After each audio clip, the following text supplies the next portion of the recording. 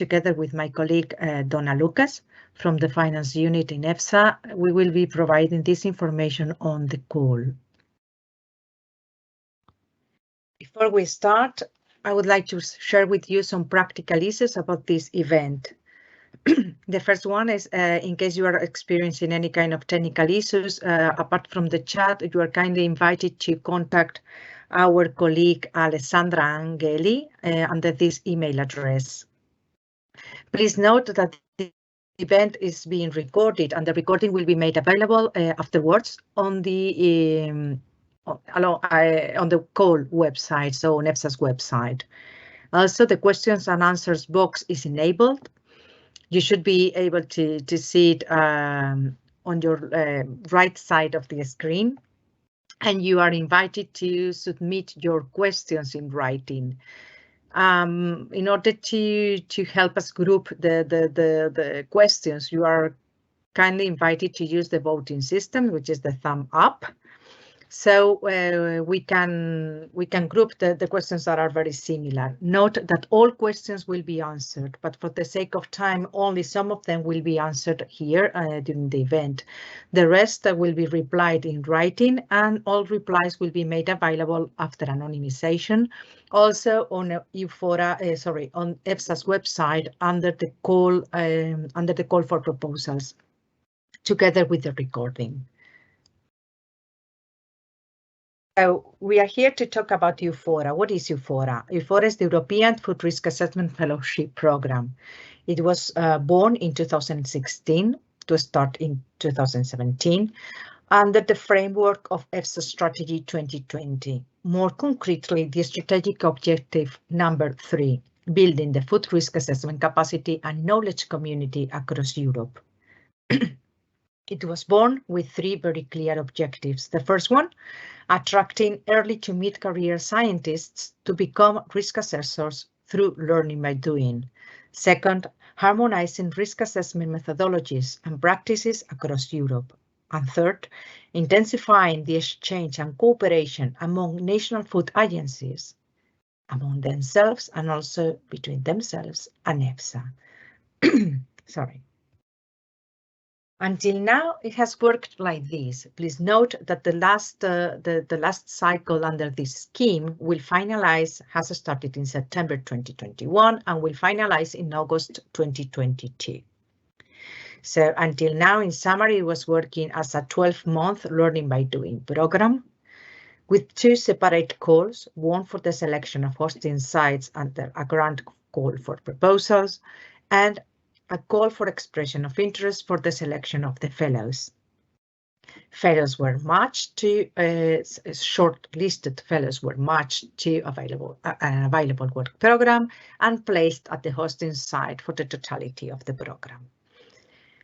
The fellow used to received an allowance that was paid by EFSA and included in the EFSA's grant to the hosting site. And this 12-month program was complemented by outsourced training, an induction training, a 3-week induction training, and 3 to 4 more 1-week training modules along the cycle. Just to provide you some figures of the program until now, regarding fellows, we already have 45 graduated fellows, corresponding to the cycles 2017 to 2020, and they have become members of the alumni network. Right now, we have 44 fellows being trained,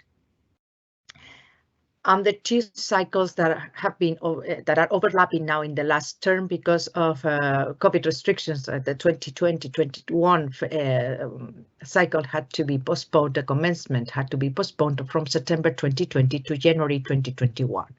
So right now we have a cohort that will end the fellowship at the end of December, and then a second cohort that will end at the end of August 2022, as I said before.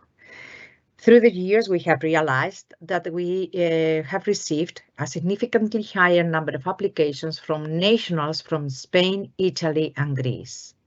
Regarding hosting sites, we have collaborated since the beginning of the program until the end of next year with 33 organizations in 16 different member states and UK. And we have implemented, or we are implementing, so I'm always talking, considering also the current cycle until the end of August 2022, a total of 80 programs. We collaborate with more than 60 supervisors, and through the years we have also realized that we have received a significantly higher number of applications from Article 36 organizations from Spain, Italy, and more recently Portugal. Here below you can see the logo of the EUFORA alumni. Just to encourage your application, I would like to leave here some successful stories from supervisors and fellows. This is the statement by Professor Álvarez Ordóñez from the University of León in Spain, one of our most senior supervisors.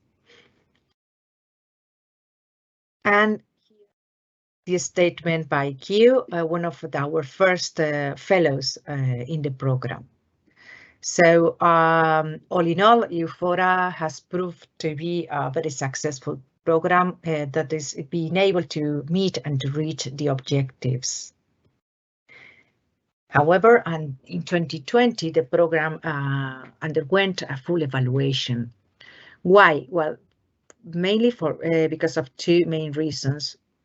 The first one, because the program was born as a pilot program for 2 cycles, so 2017, 2018, 2019, and at the end of which EFSA committed to carry out an evaluation to see if the program was really reaching its objective, sorry. And also because with the publication of the regulation 2019-1381, known as the Transparency Regulation, the program received a budget increase from 750K to 1.3 million. So it was clear that there was a need to evaluate or to assess if the program was going in the right direction. But also, at the end of the evaluation, we created, or we offered a proposal of a program that we called EUFORA 2.0. That had 2 main drivers. The first one, of course, is the implementation of the Transparency Regulation, which entered into force in March this year, and more concretely, the pillars of sustainability and capacity building. And second, the entry into force of the EFSA Strategy 2027, and more concretely, the creation of partnerships and the expected objective 2.1. So, as I said, during 2020, the program and beginning of 2021, the program underwent a full evaluation that started first with an outsourced review. The contractor contacted all the interested parties. So the consulted parties were the member states, more concretely the advisory forum and focal points members, the hosting sites that are Article 36 organizations, supervisors, the alumni network, and also the training consortium, so the training contractor delivering the complementary outsourced training. And finally, also the EFSA staff involved in the program, so mostly my unit, engagement and cooperation, and the finance unit. Then this outsourced review resulted in a recommendation and conclusions report. And then there was a consultation with the member states, more concretely with the advisory forum, out of which we were able to identify mutual needs of the program, so needs of EFSA and the member states. Finally, we carried out an internal consultation, and that resulted in the elaboration of a concept paper on EUFORA 2.0, or together. With all these together, with the recommendation report, with the identification of mutual needs and the concept paper on EUFORA 2.0, we came out with a proposal of an evolved program called EUFORA 2.0. So from the evaluation, we managed to identify 5 main areas for improvement. So the first one was the outreach. As I said before, both for fellows and hosting sites, we have been receiving applications mostly from a limited number of countries. but not only the outreach geographically speaking, but also within the countries. The evaluation concluded that EUFORA was not really reaching all the potential participants in the program, or interested participants in the program. And also, the evaluation concluded that early career professionals were not the best target audience for the program in order to improve or to obtain the best return of investment. Second and third, we identified two other areas for improvement, which were the engagement of hosting sites and fellows once the program was over. And finally, the payment of fellows was identified as a bottleneck in the program. So the way that the payment to the fellows was being made. So all in all, there was a clear need or a clear opportunity to improve the return of investment of the program. So what is EUFORA 2.0? EUFORA 2.0 has been born under the framework of the EFSA Strategy 2027, more concretely the strategic objective number 2, ensure preparedness for future risk analysis needs. The objectives are similar to those of the first program, but with a much wider vision. So yes, we want to attract mid-career professionals to become risk assessors through learning by doing, but because we want to increase the pool of experts available in Europe. We want to intensify the exchange and cooperation among national output agencies and EFSA, but because we want to stimulate the member states' involvement in the risk assessment work. And finally, we want to harmonize risk assessment methodologies and practices across Europe, but because we want to build a common EU culture for risk assessment. So these on the right side are our objectives for EUFORA 2.0. The key aspects of the program remain more or less the same, since these key aspects were identified as successful by the evaluation. So it's a program that will last 12 months. It will be based on learning by doing. It will be complemented by outsourced training, and at the end of the program, fellows will become members of the alumni network. The main changes, but we have introduced major changes. We are aware of that. So the first one is that the target audience is now mid-career professionals working at Article 36 organizations. So with this, we expect to ensure the continuity and the long-term engagement, because these professionals have an organization where to come back to implement all the training and all the learning they have acquired. With this, we expect to improve the return of investment and to bring the focus back to EFSA's closest partners, that are Article 36 organizations. Second, the placement has also changed. So the fellow will not be placed at the hosting site, but will only be placed for a short stay from 3 to 5 months. And most of the program will be performed remotely. With this, we expect that the fellow will remain a staff member of the fellow sending organization. With this, we expect to overcome first the payment difficulties, which was, as I said before, a bottleneck of the program and was identified as a big bottleneck, in fact, with many organizations experiencing difficulties. Second, we expect to increase the outreach to smaller organizations that until now were experiencing difficulties in releasing a staff member for a year in order to be paid by an external program and so on. But at the same time, we expect to keep the networking and knowledge exchange via these short stays. So the fellow is not trained only remotely, but will also have this opportunity for networking and knowledge exchange in person.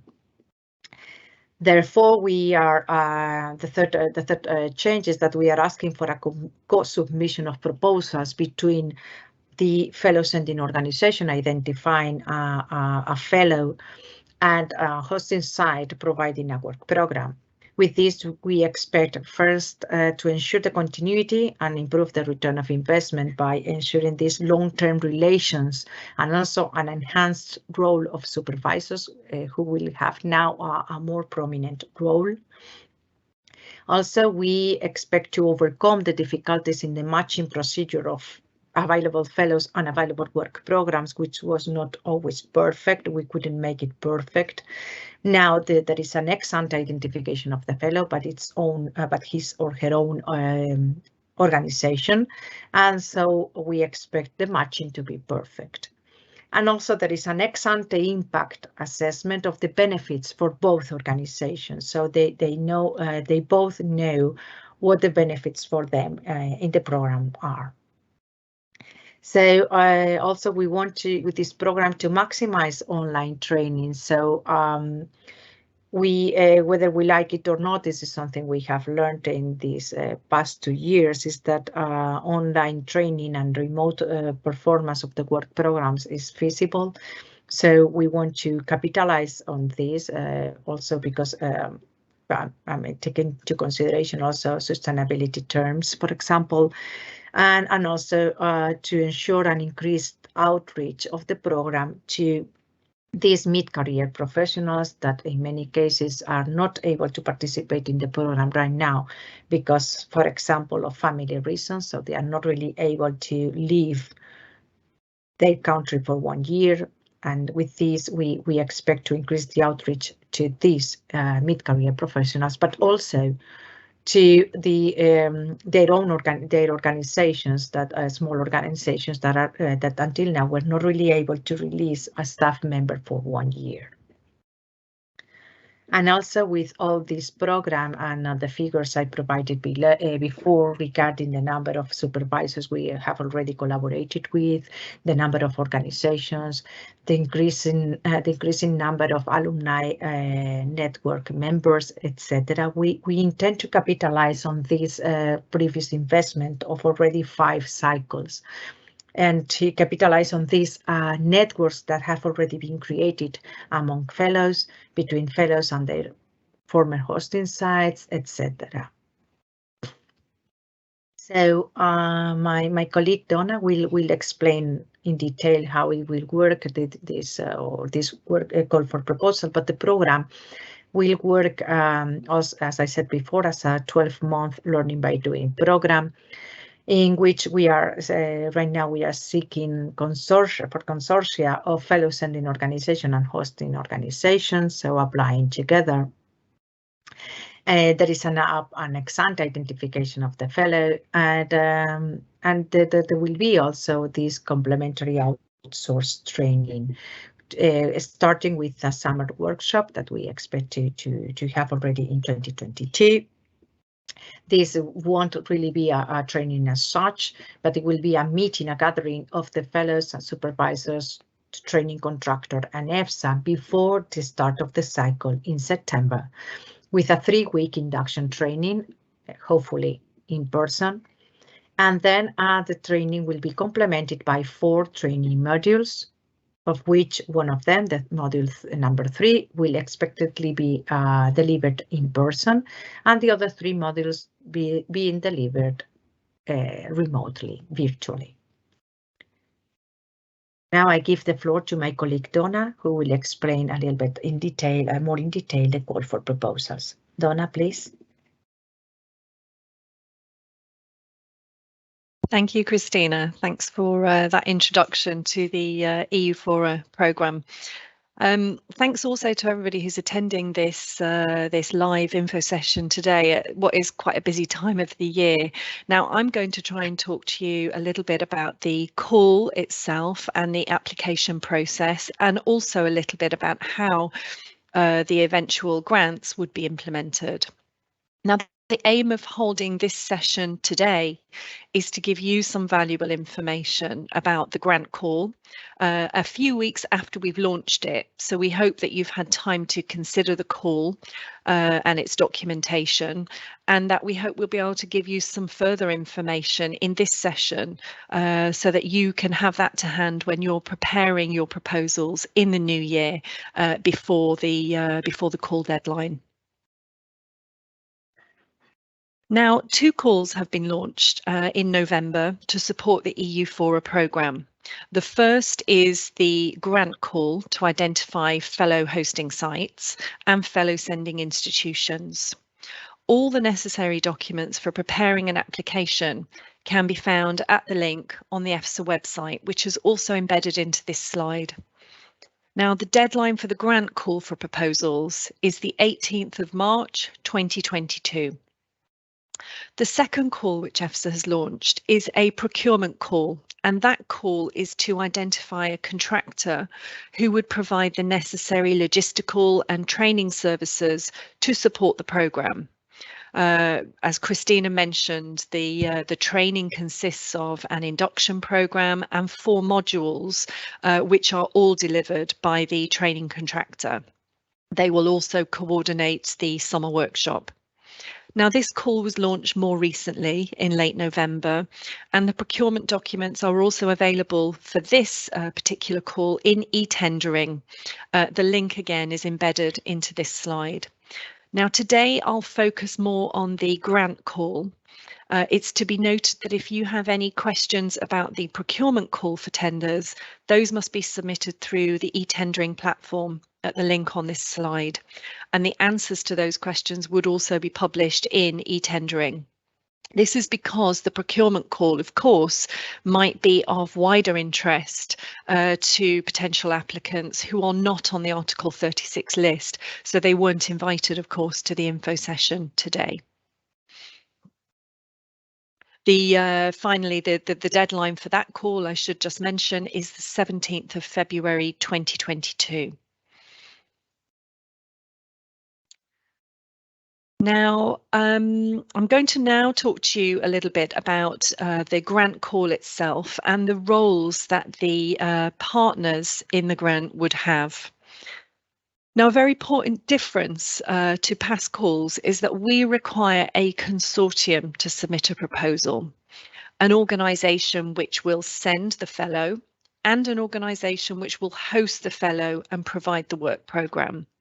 Now, the 2 organisations applying in consortium must come from 2 different member states, Norway or Iceland. On page 15 of the call for proposals, it sets out very clearly the full and complete list of the different roles and responsibilities of the 2 partners. But here I'll explain some of the more important responsibilities. Now, the fellow sending institution, so the institution that employs the fellow, will be the coordinator under the grant agreement, whilst the fellow hosting site will be a partner in the grant agreement. Now, an important aspect in this call is the coordinator and organisation to which payments are made under the grant is the employer of the fellow, so the fellow sending institution. This, we hope, should avoid the issues that we've had in the past regarding payment of the fellow. Particularly in some member states, it's been quite difficult to administer those payments. So we're hoping that this approach will actually resolve those problems. Now, the fellows should be paid their normal salary under their normal working conditions and contract of employment. The coordinator will receive the grant directly from EFSA in order to facilitate this. Now, other important aspects to note, it's the fellow sending organisation, so the coordinator, they are the ones that will sign the grant agreement with EFSA. They will continue to pay the fellow their salary. The fellow will remain enrolled and subscribing to National Social Security Pension System with their employer, the fellow sending institution. The coordinator will also act as the main contact point with EFSA. Now, in relation to the partner does not normally sign the grant agreement. Instead, they will sign a power of attorney, allowing the coordinator to sign on their behalf. Now, their role is to provide supervision and training to the fellow, and they'll also provide technical report to the coordinator, who at the end of the grant agreement will ensure that is provided to EFSA. We go to, yep, the next slide. Thanks, Christina. So in relation to this grant call and the payments, now the total amount of the EFSA grant will be €55,000, and that is applicable for every grant agreement under the EU-FORA programme for this cycle. Unlike in previous calls, the amount of the grant will not change each year based on correction coefficients of each EU country, and the grant will not differ dependent on each different EU country that the fellow comes from. €55,000 will be paid upon completion of the results set out in the specifications. So the results, what are those? The outcome of the grant is that the beneficiaries, so the sending institution and the hosting site, will have attended all relevant meetings with EFSA. They will have submitted all required reports for the duration of the fellowship, and they will have provided the work programme to the fellow, and it will have been attended by the fellow for the full period. Now, this grant, this form of grant, is based on a provision in the EU financial regulation called financing not linked to costs. And the amount of the grant is not in any way linked to the actual salary of the fellow or the actual costs of participating in the grant. It's designed to be an amount to incentivise participation in this programme, to incentivise releasing a staff member to follow a training programme and a work programme in another institution. The €55,000 is for the beneficiaries of the grant, so the sending organisation and the fellow hosting site providing the work programme, to decide between them how to split the grant amount. Now, the total amount of the EFSA grant intends to support the costs incurred by the fellow sending organisation to release their employee. It also is intended to cover costs derived from payment of physical expenses for attending the physical training which will take place in the hosting site. Now, this sum is also intended to compensate the costs of supervision by the hosting site. And included in all of that, there should also be some provision for the administrative costs associated with signature of the grant agreement and the implementation of the programme by both organisations. EFSA will not prescribe how this is divided between the two partners. The payment of the grant will be made to the coordinator, as is the case for all EFSA grants, but it will be the responsibility of the coordinator to transfer the agreed proportion of the funds to the hosting site in due time. So we would suggest there that those discussions are had when you're putting your consortium together to agree what the split of the funding should be between the two of you. Now, in relation to when payments are made, it's structured quite differently to the previous grant in terms of how much and when.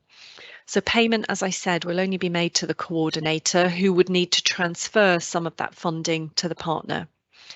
A smaller pre-financing payment compared to previous fellowship cycles will also be made. So for this fellowship programme, we'll be paying 30% pre-financing on grant agreement signature. Now, that's a bit lower than last time. In the past, we were paying 70% on grant agreement signature. The reason for the difference is due to the limitation that we have with financing not linked to cost grants. We cannot pay a very high pre-financing because the payment is dependent upon the results which need to be achieved. So, of course, they won't be achieved until the end of the programme. So we'll be doing a 30% pre-financing payment, and then a final payment of 70% by the 31st of August 2023.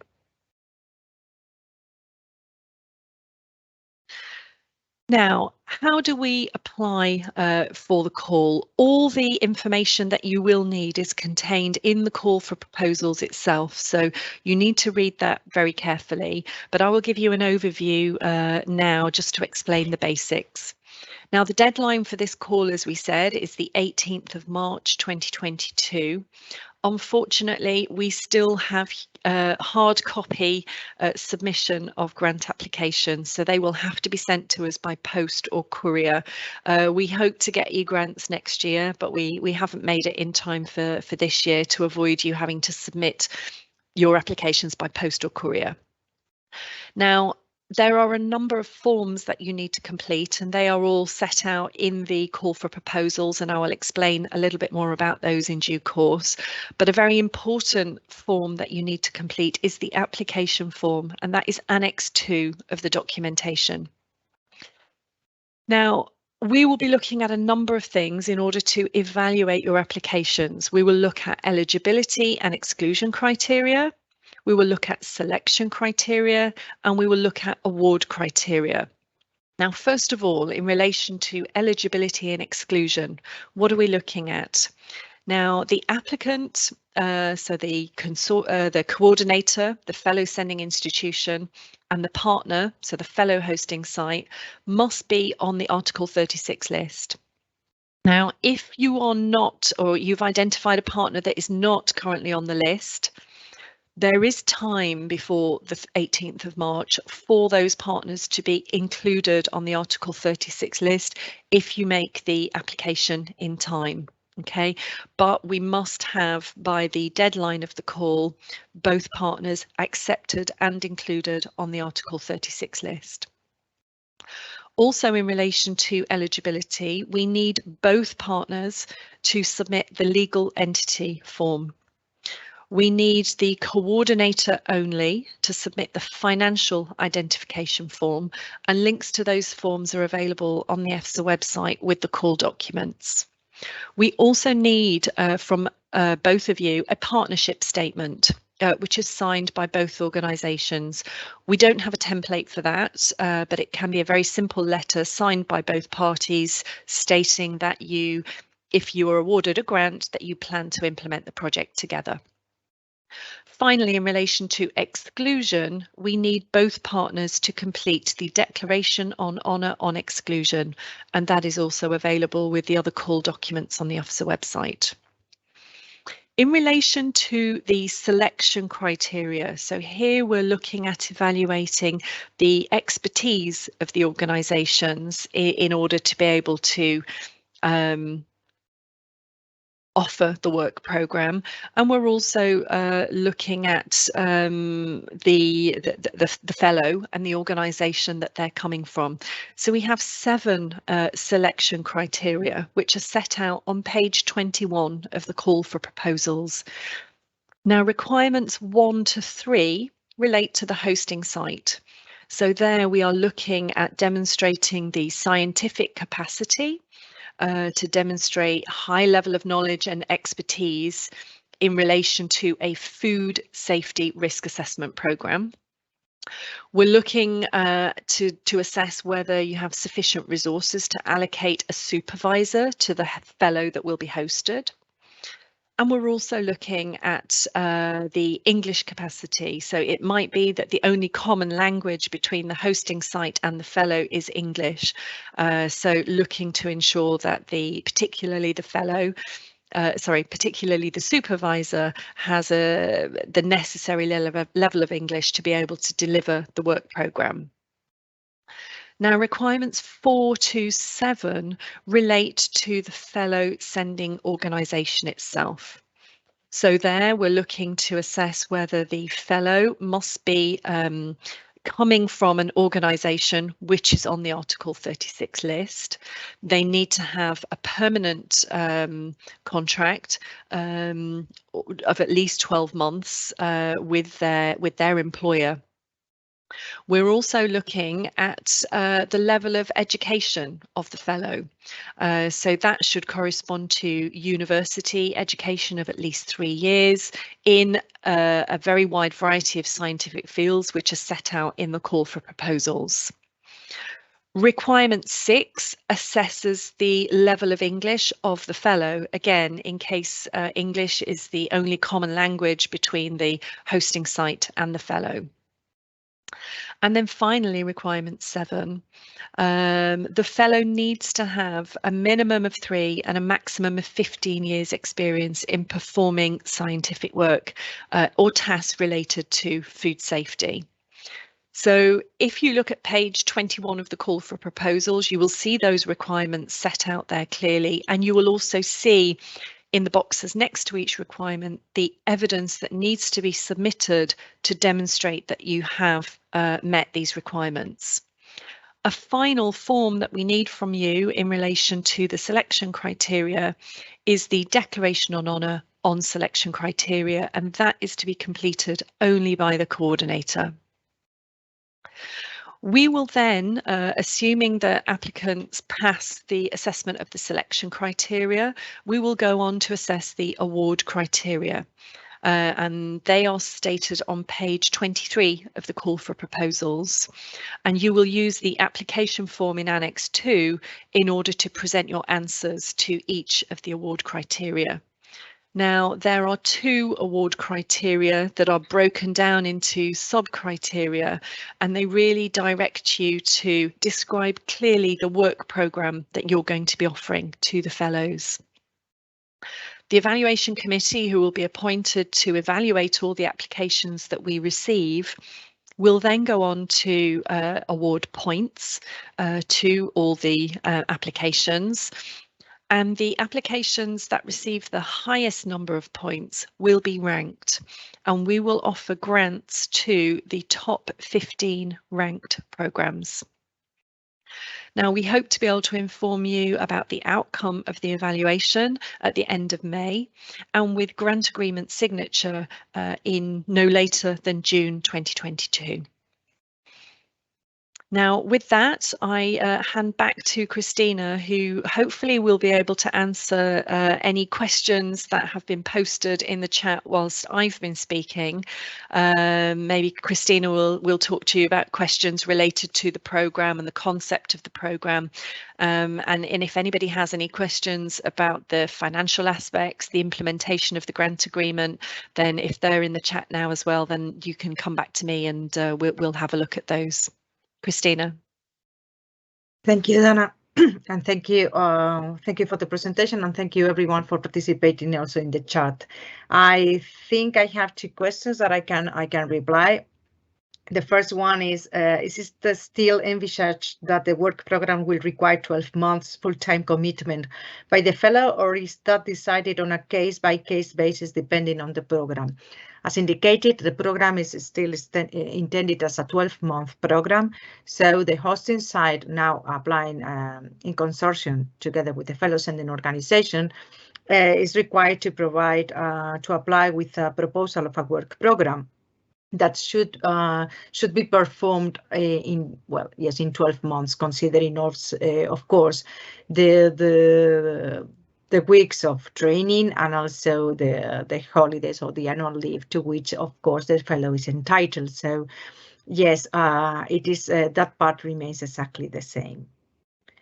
And second question I have here is, to what extent hosting institutions were involved in the evaluation procedure of the EFSA EUFORA program? Well, all hosting sites past and current during 2020 received were contacted by the contractor in the outsourced review of the program in order to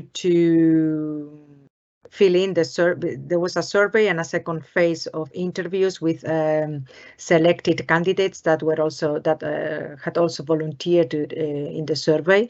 So hosting sites were contacted via first the supervisors, so former and ongoing supervisors during that year in 2020, as I said before.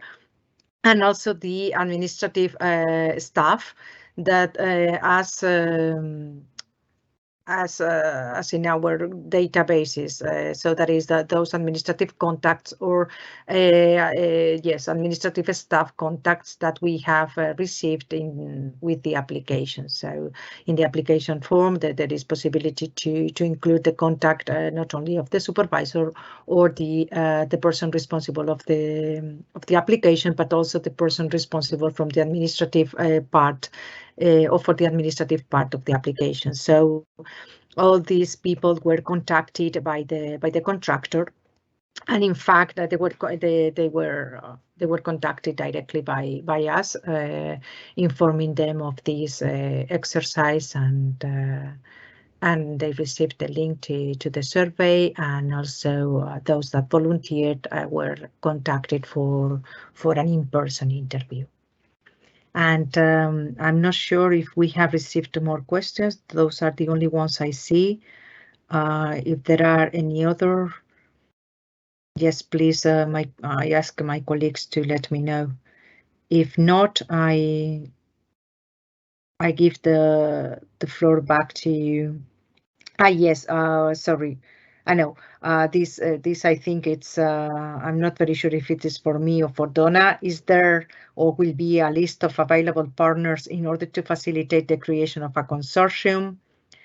I can reply partly. Note that the database of Article 36 organizations is publicly available. You can find it under the EFSA website, the link to connect. But also you can always contact your national focal point, since they have access to this database, and also they are more used to maybe to the search function, so they can support you in searching other organizations in other countries using, for example, competencies field. So you can, in case you don't have you haven't identified a potential partner already, you can ask your national focal point for support. And with this, I don't know if Donna has something to add for this question. Otherwise, in any case, I give the floor back to her. Thank you very much. Thank you, Christina. I go to one of the questions which I see posted about payments. So that question is, if the payment is totally dependent on results achieved, are auditable records required? This is a really interesting question, actually, and I'm glad somebody's raised it. With the form of grant financing not linked to cost, actually, it's a very administratively easy grant to implement. We agree upfront the amount that will be paid, so 55,000, and we agree upfront the results which are to be achieved. So in this case, it is there are certain reports that need to be submitted by the end of the fellowship programme, and the fellow needs to follow the programme for 12 months.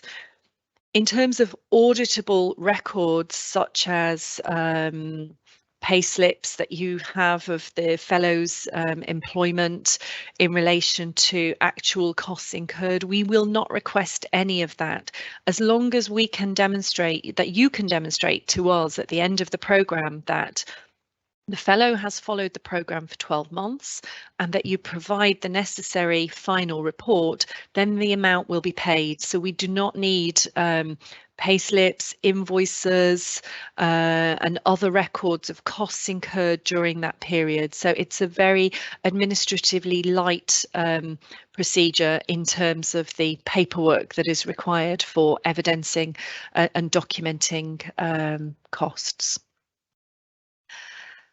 I move to another question which was posted in the chat. So please, could you provide the most updated version of the Article 36 institutions? So as Christina was saying, we have a list on the EFSA website.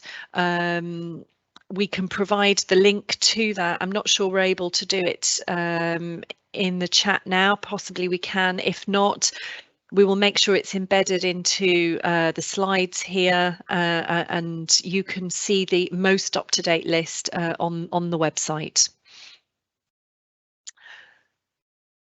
Now, I see another question here. This looks like it's on the selection criteria. So does performing scientific work or tasks related to food safety on page 23 of the call for proposals include research work? Are fellows with laboratory experience or research work eligible? Okay, this is not to give a pre-assessment of somebody's CV here just based on limited information, but yeah, if scientific work has been performed in relation to food safety and that lab work and research has been carried out, then that in theory should make someone eligible. Of course, we make that assessment in relation to the CV of the individual, so the evaluation committee would be looking in detail at the CV provided, but theoretically, yes, laboratory experience and research work may be considered as eligible, but it needs to be documented clearly and in detail in the CV.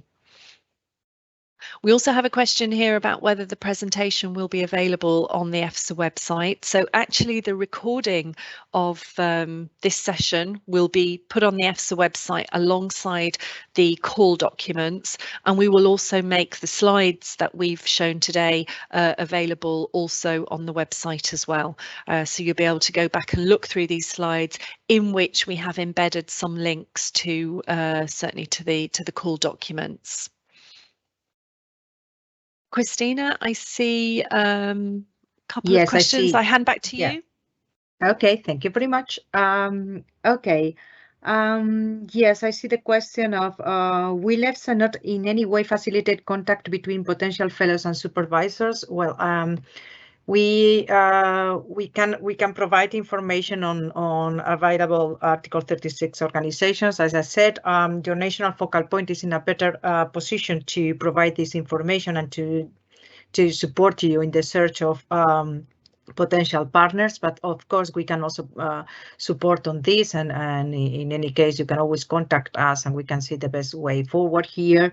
But also note that this call also intends, as I said before, to capitalize on existing networks, not only under the EUFORA programs or the past scheme, but also on your own networks. So you may have already collaborated with some other organizations in the past, maybe in other grants, EFSA grants, or even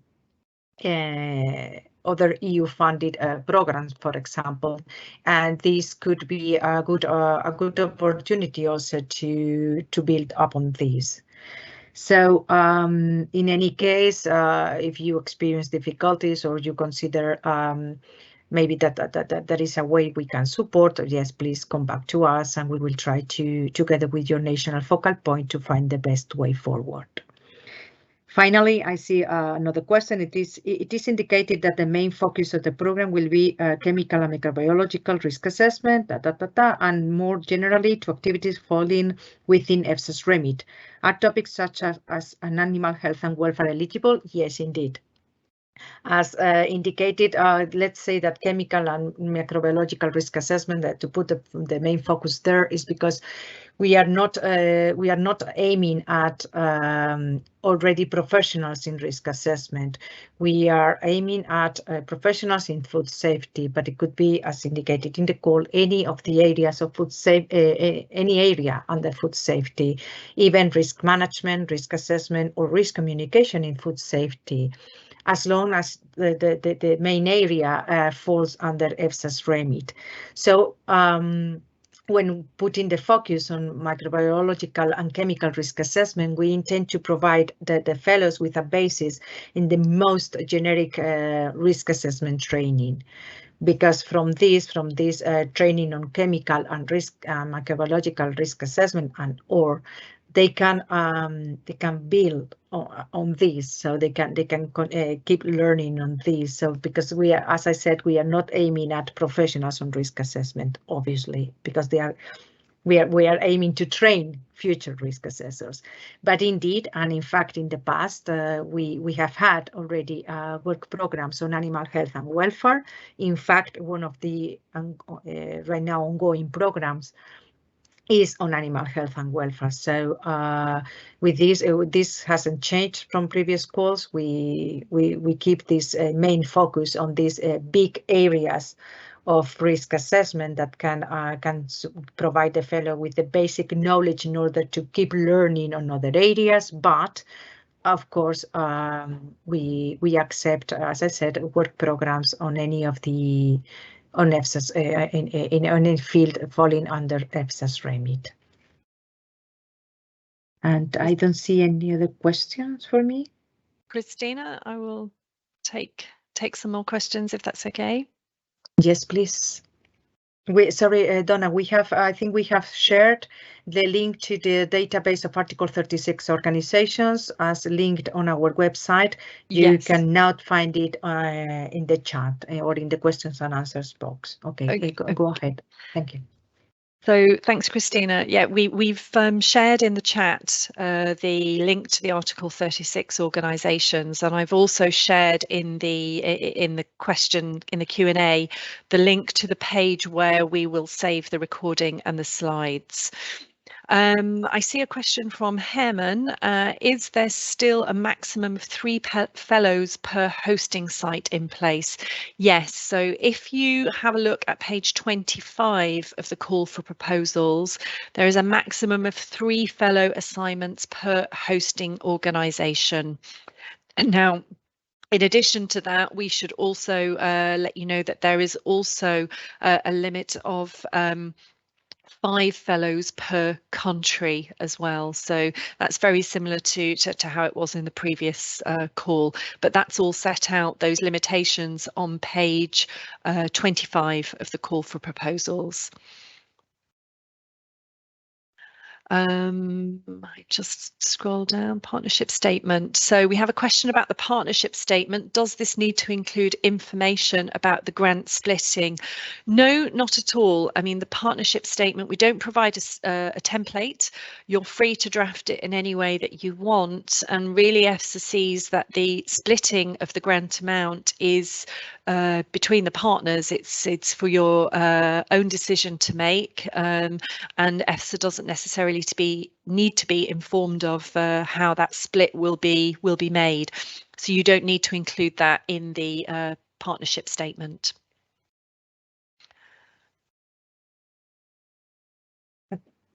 Okay, I see 2 more questions for me, so maybe I can take them if you agree. Yeah, if we could hand over to Christina now for a couple more questions.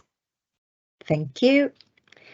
So, okay, the next question is, does food safety cover a broad definition, for example, food animal health? As I said, in this call, we understand food safety as a very comprehensive term, included so food safety when it comes to the experience of the fellow. So the fellow needs to have from 3 to 15 years maximum of food safety experience in food safety, meaning a very broad term that includes risk assessment, risk communication, or risk management activities under any of EFSA's fields of remit. As we understand, EFSA is the European Food Safety Authority, but of course, food safety within EFSA, there are many fields covered. And food animal health, I understand that we mean animal health of animals intended for human consumption. So yes, indeed, because this is the animal health and welfare that is mostly covered by EFSA's remit. I hope I have managed to reply to the question well.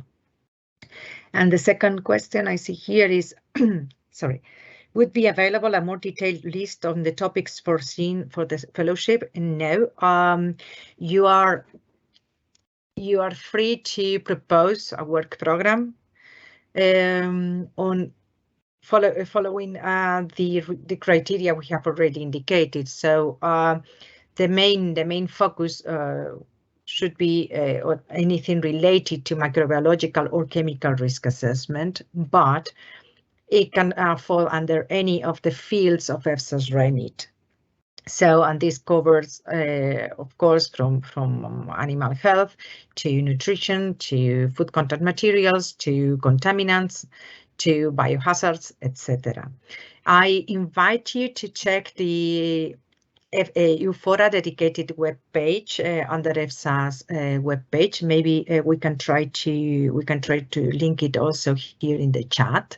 But I mean, you can see here the link in the on this slide. This last slide is the first one. So if you go there, you will see at the very end on the documents there is a list of our former fellows. It's called Meet Our Former Fellows and Meet Our Current Fellows, and there you can see the programs that they have followed and where they have followed those programs. So the hosting site and the title of the program, so you can get an idea of the variety of programs that we have admitted since the beginning of the fellowship. Sorry, at the beginning of the EUFORA program. I don't see any other question for me. Maybe I need to refresh here.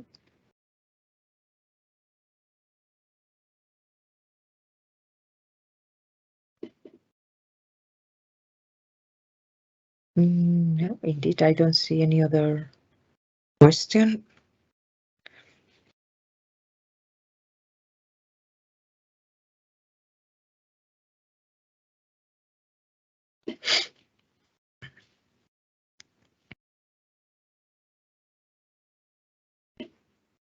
Okay, we can wait a couple of minutes in case someone.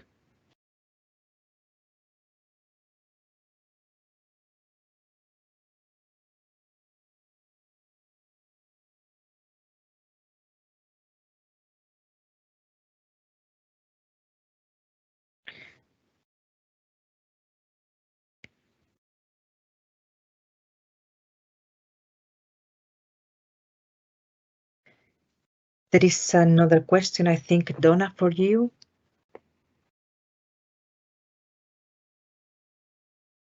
Can you flag it for me? Which question's that? Okay. I think, I see it now. Is it? Yeah, I see it now. Is 55,000 per fellow? Yeah, that's the question. Is 55,000 euros per fellow? Yeah, each grant that we award is for one single fellow.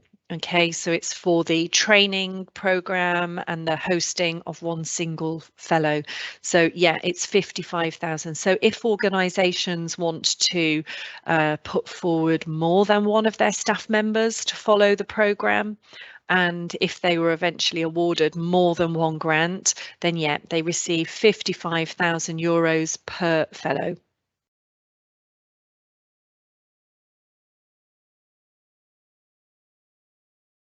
I don't see any more questions in the chat.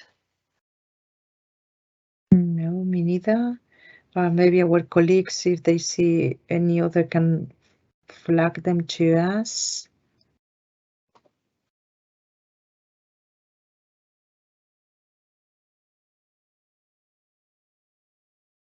Okay. No, I don't see any other.